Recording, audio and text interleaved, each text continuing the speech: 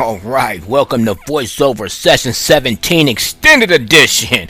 We got some input resources here. We're going to have some Braille displays by Viola Benson. We're going to have Braille screen input by Kelsey Nikolai. And we're also going to discuss a few keyboards with yours truly, Trader Kliph. So sit back and relax and enjoy this extended edition of Input Resources.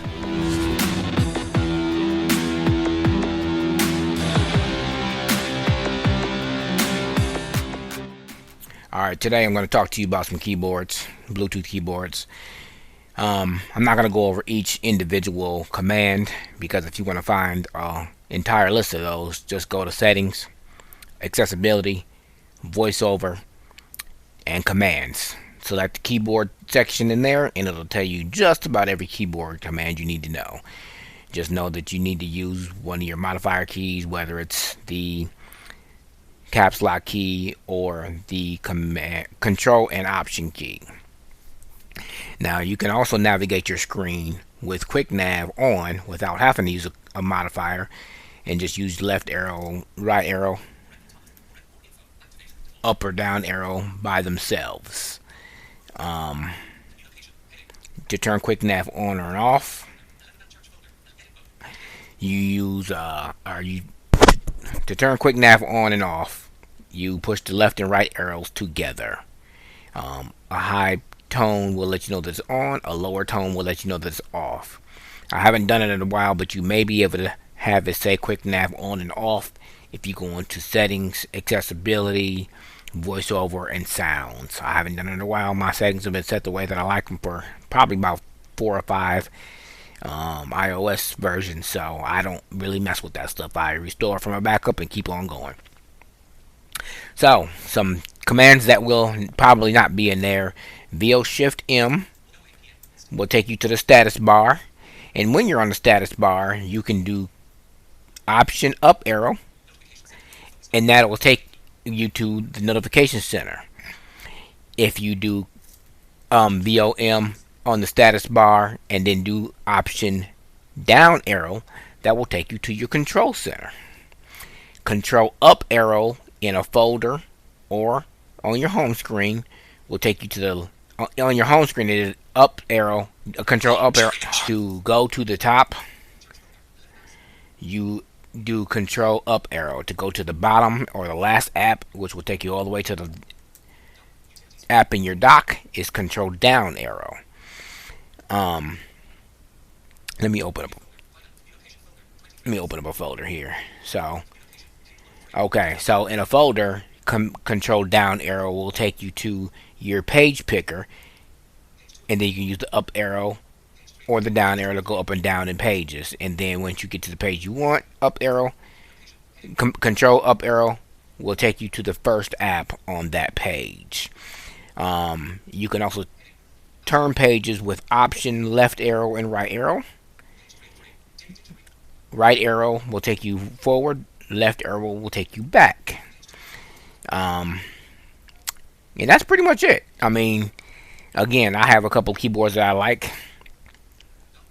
This one I'm using with my iPhone now, I don't even know what it's called. I'll have to look it up and maybe put the link in a document or something. But this is a $30 keyboard that can connect to 3 devices. Nothing real big name brand or anything like that. I also like the Logitech Mini, MX Mini. It can connect to 3 devices. Costs the same as the Apple Magic Keyboard that some people love so much, but the Apple Magic Keyboard can only connect to 1 device at a time. The MX or the MX Mini can connect to 3 devices at once, and you can use the function escape key to toggle the function keys on and off, which is very, very nice. You can find both those keyboards on Amazon. Again, I'll look for the name of this keyboard that I'm using, because it is actually nice. It has an on-off switch. It takes batteries. The MX and the MX Mini are charged by a USB-C cable, but this one I'm using uses 2 AA batteries. I'll look it up again, like I said, and if you want it, you can email support@ttjtech.net, and that's for the keyboard recommendations. Don't forget that the More with the Mac class is coming up on January 3rd. To register for that class, send the email to support@ttjtech.net. put more with the Mac in the subject line and let us know what email address you want us to use to send you notifications about the class. Bottom line is it'll be a YouTube recording once a week and a live session on a date to be determined. So that's your keyboard section. Coming up next, Braille screen input.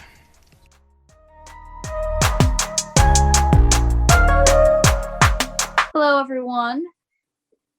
Today I'd like to talk about a feature that is very handy as far as a different way of typing on your iPhone.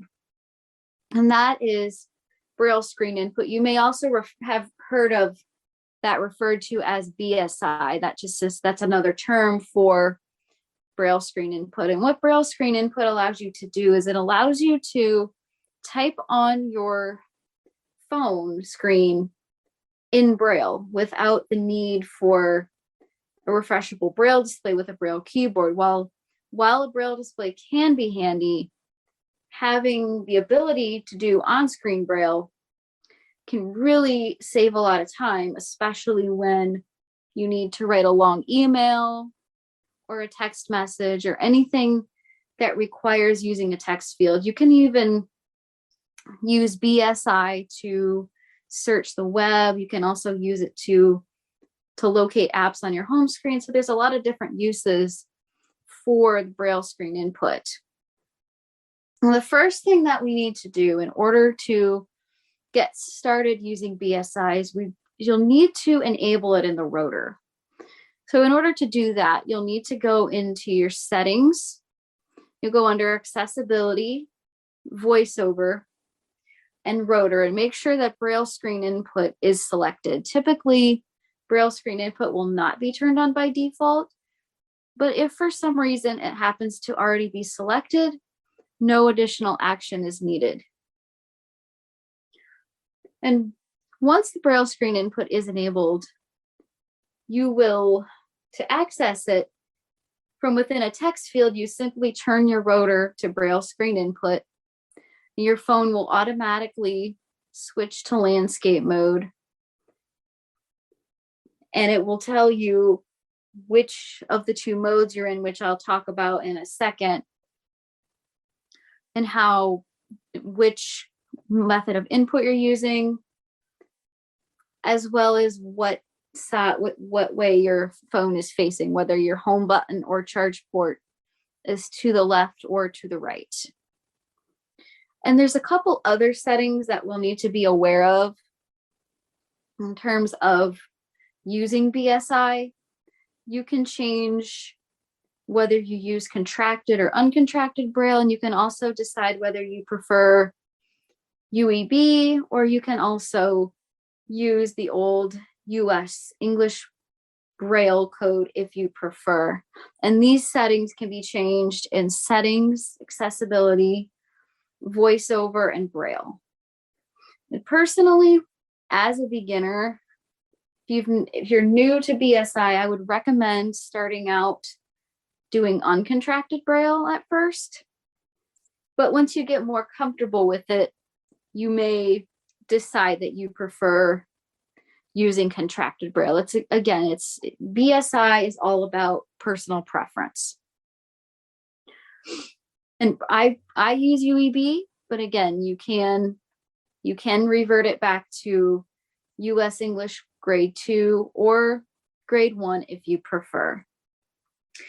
So now that the settings are out of the way, I'll go ahead and explain how to actually use Braille screen input. And to do that, the best way to practice is to use the Notes app. So I'll go ahead and open Notes.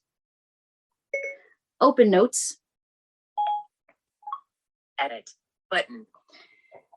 So I'm going to open a new note. Folders. Search. iCloud. All iCloud. Sync notes. Kelsey. Toolbar. New folder. New note. Button. New note. Note. Text field. Is editing. Word mode. Insertion point at start. So now I'm in the text field. Use the rotor to access misspelled words. Now I'm in a text field. So what I'm going to do now is I'm going to turn my rotor to Braille screen input. Lines. Text selection. Speaking rate. Hints. Braille screen input. Orientation locked. Landscape. Home button to the left. Screen away mode. 6 dots. You notice that VoiceOver gave you a lot of information there. So I'll go ahead and go through each of those pieces of information one by one. The first thing that VoiceOver said is that my orientation is locked. Now, once you find an orientation that you like, whether that is tabletop or screen away mode, and I'll explain the difference in a second, you can lock the orientation so that if you accidentally rotate your phone, the dot positions are not going to move. Now I have my orientation locked in screen away mode right now because that's the mode that I prefer to use. Screen away mode basically means that your phone is turned on its side. So you have the back of the phone is facing you and your screen is facing away from you. Dot 4. And in order to use away mode, your dot positions, instead of being like a Perkins Braille like you're used to, you have 2 columns, dots 1, 2, 3 on the left and dots 4, 5, 6 on the right. So think of using away mode as using a Perkins Braille with the keyboard turned sideways. Now this may be a little bit challenging for some people, especially if you are just starting out. So the other mode that you can use is tabletop mode. So I'm going to unlock my orientation and show you how to use tabletop mode. Now you can unlock or lock your orientation by doing a 3-finger swipe down. An important note about locking rotation here is that the BSI orientation is independent of locking your screen orientation in Control Center. So for example, if you have your screen orientation locked in portrait mode, you can still use BSI because even though your screen orientation is locked, when BSI is enabled, your phone will still automatically revert to landscape mode and you'll be able to use it that way. So I'm going to unlock my orientation now. Orientation unlocked. Tabletop mode. So now my phone is in tabletop mode, and in tabletop mode, your dot positions are going to be laid out just like you're used to on a Perkins Braille. So going across 1, 2, 3, 4, 5, 6, just like a Perkins Braille or a keyboard on a Braille display. And this layout is very familiar, especially if you've been reading Braille or writing Braille for a long time. Now, one important thing is before you start using BSI for the first time, although it's not required, you may want to consider doing a calibration. And what that does is that just tells the phone where your dot positions are going to be. And in order to calibrate on a phone, you're going to do dots 4, 5, 6, followed by dots 1, 2, 3 quickly. And you need to do this fast, otherwise the phone is going to interpret it as an L. So I'll go ahead and calibrate just to show you. L. Space. Landscape. Tabletop mode. Space. L. Dot positions calibrated.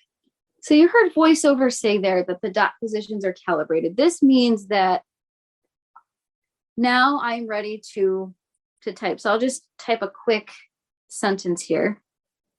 Dot 6. Cap T. H. I. S. Space. I. S. Space. A. Space. T. E. S. T. Space. U. U. U. U. M. M. Dot positions O. F. Space. Of. And you may also find that you may need to calibrate several times before the phone will recognize what you're trying to type. Sometimes mid-sentence, if your fingers move just the tiniest bit, it may throw off the dot position. So if you notice that happening, just do a quick calibration and that should take care of it for you. Semicolon, semicolon, semicolon, B, P, P, R, A, I, L, E, space, S, C, R, E, E, N, space, I, N, P, comma, a comma, U, T, apostrophe, period, input. And that's tabletop mode. So basically what I'm doing there is I have the phone laying flat. You can either do this on a table or you can also lay the phone across your lap, whichever you prefer. And I'm just typing as if I were using a Perkins Braille. That's tabletop mode. So I'm going to, and a couple gestures to know before I show you away mode is if you swipe right with one finger, that will insert a space. If you do a one finger swipe left, that will delete previous character. Two fingers swipe to the right will add a new line. And two fingers swipe to the left will delete the previous word. And there's also a few three-finger gestures to know. And I'll go over what those do in a second. So I'm going to add a new line now. New line. So now that I've showed you tabletop, I'm going to go back to away mode for a second and show you how that works. Landscape, home button to the left, screen away mode. Okay, so now my phone is back in screen away mode. So I'm going to lock the orientation again now. As I mentioned before, to do that, I'm going to do three finger swipe down. Orientation mode. So now in away mode, as I said, instead of having your dot positions like they would be on a Perkins Braille, your dot positions are going to be turned on their side. So you have on the left, you have 1, 2, 3. On the right, it's 4, 5, 6 in a vertical column. So think of it. So again, just think of away mode as you're brailing with the dot positions turned sideways. And in order to do away mode, you'll need to balance the phone in such a way that your screen faces away from you and the back of the phone faces towards you. There's a couple different ways to do this. What I'm doing is I'm basically just cradling the phone between my two palms, but you can also grip the edges with your thumb and pinky. And again, this takes some experimentation to figure out what works for you, but feel free to experiment. And the gestures that I just went over are the same regardless of whether you're using away mode or tabletop mode.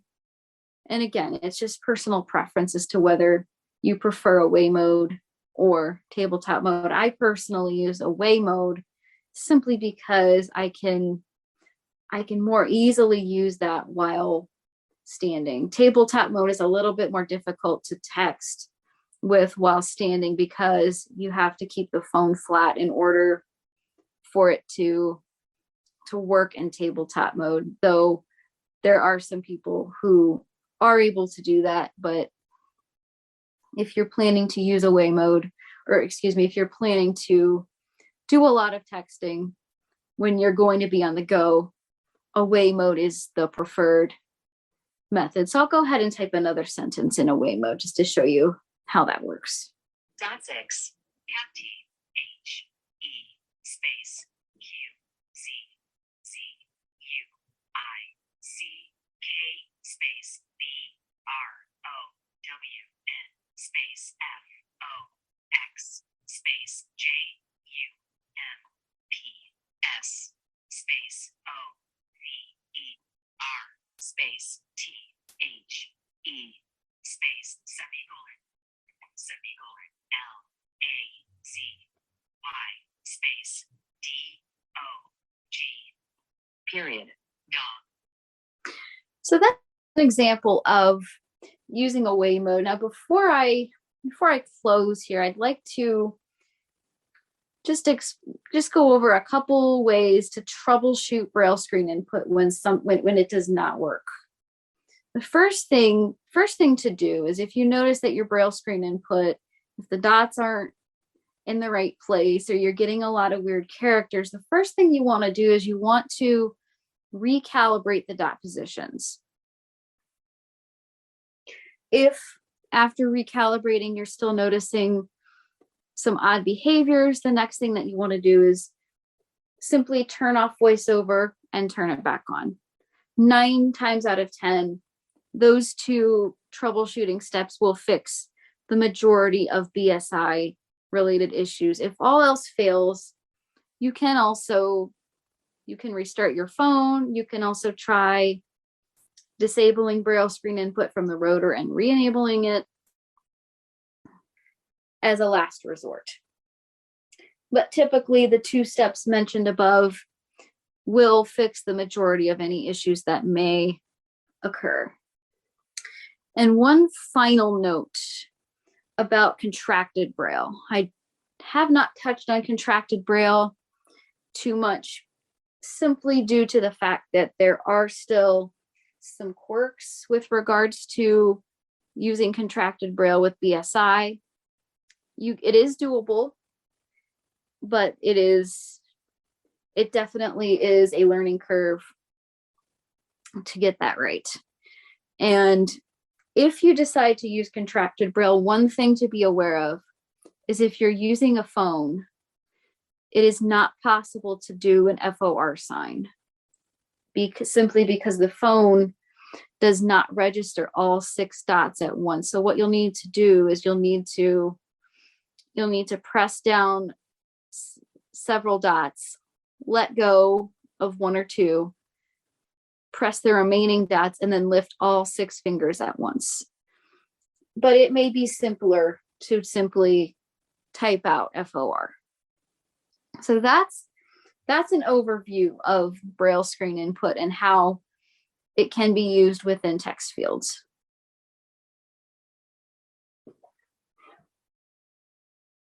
Portrait.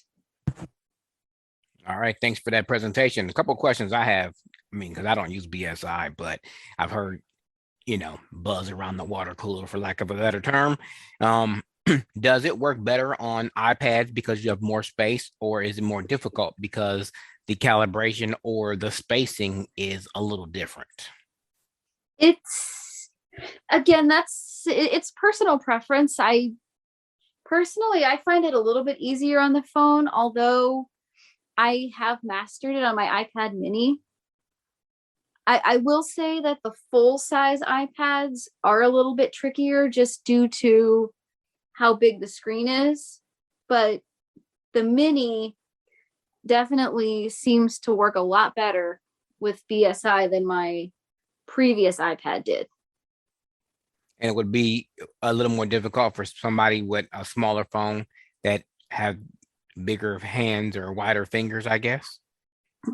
Again, that's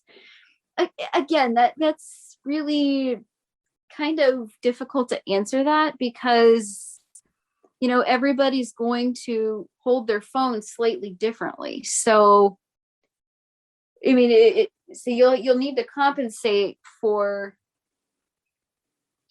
if you have bigger hands, obviously you'll need to compensate for that. So it really depends. I know for me, when I had my iPhone 8, it was trying to do tabletop mode on an iPhone 8. That was tricky, but the away mode on the 8 was a little bit easier. Now, the one thing that is a problem on all phones, and you may have noticed this when I was using away mode, you may have noticed how the sound got muffled a little bit.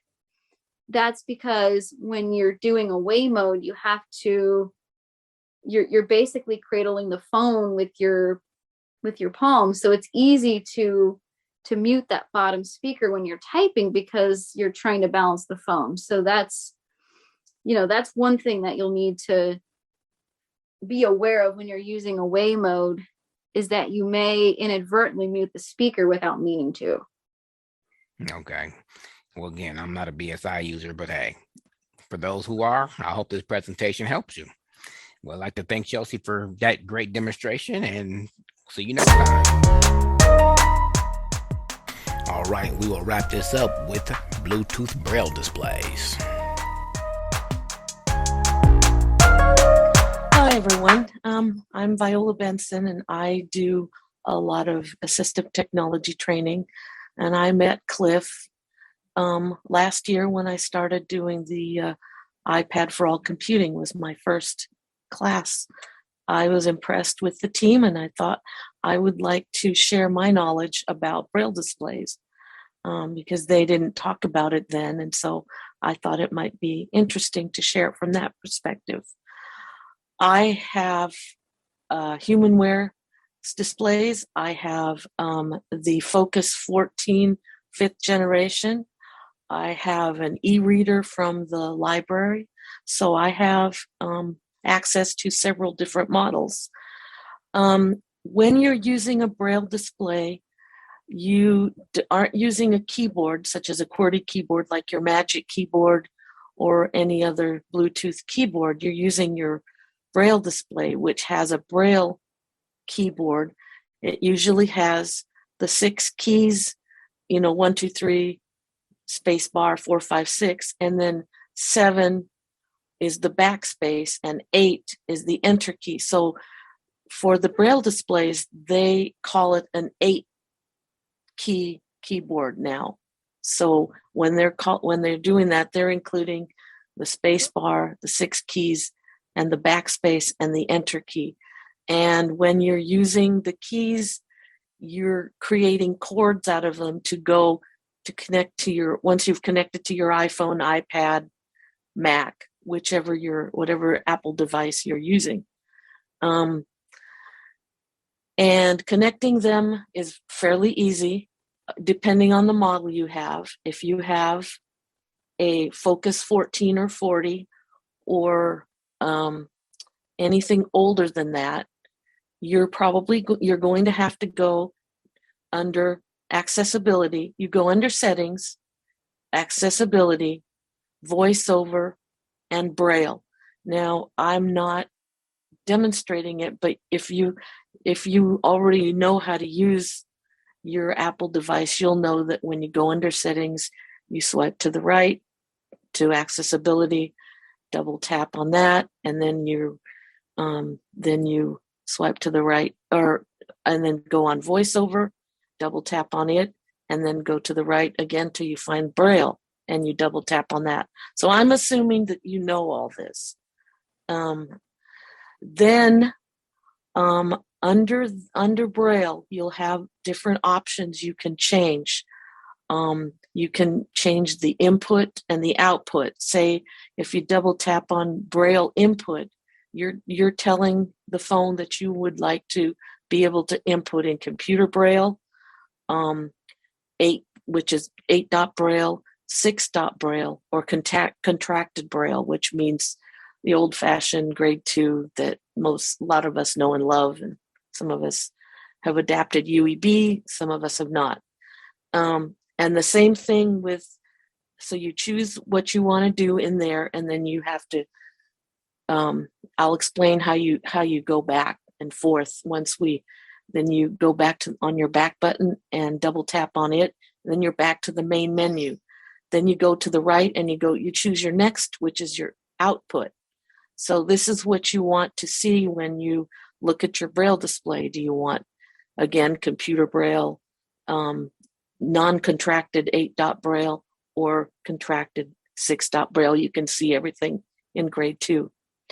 And then the next option, once you hit your back button, is Nemeth code, for numbers and all that.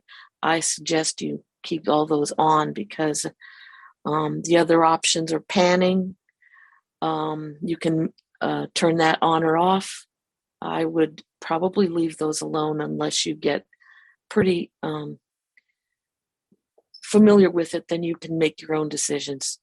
And then after that, it'll say, it'll want you to choose your Braille display, and you'll have turned on your Braille display, and it will be in pairing mode. And most of these Braille displays go automatically into pairing mode when you turn them on for the first time. So you should see either Brilliant or Focus 14, Focus 40, and it'll probably have a serial number after it. So you double tap on that and it'll connect. It'll say connecting, it'll make a sound, and you'll see it on your Braille display. From that point, this is where you start using your chords. I'm probably not going to be able to go through all the chords. A lot of that is in the manual. When you're using your phone, your iPad, your Mac, all those chords are all governed by iOS, not by your Braille display.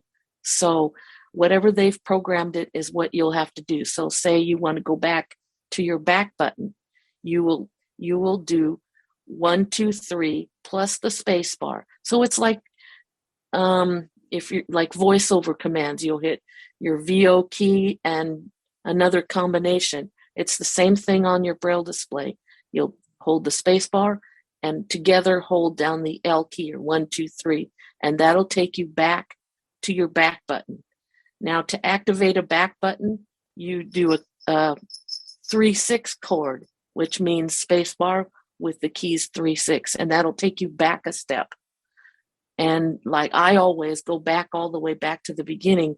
It's a habit that I formed when I first got on the phone or iPad, so that my instructor told me at the time, you want to make sure all your settings have been saved. So you go back all the way back. Try not to leave your settings in some prior mode, like in your email or under message. Try to go back out of it, back to the beginning. At least that's what I do. I think it's personal preference at this point, but just to be sure your settings have been saved, I would keep hitting your L key till you hear settings and heading. You don't hear any more back. And then you close it with space with H. That will take you home. Space with H is the H chord, and that'll take you home. All right, so now you're back on your home screen, and if you want to go to the right or left, you're using your 1 and 4 chord, not together, but each.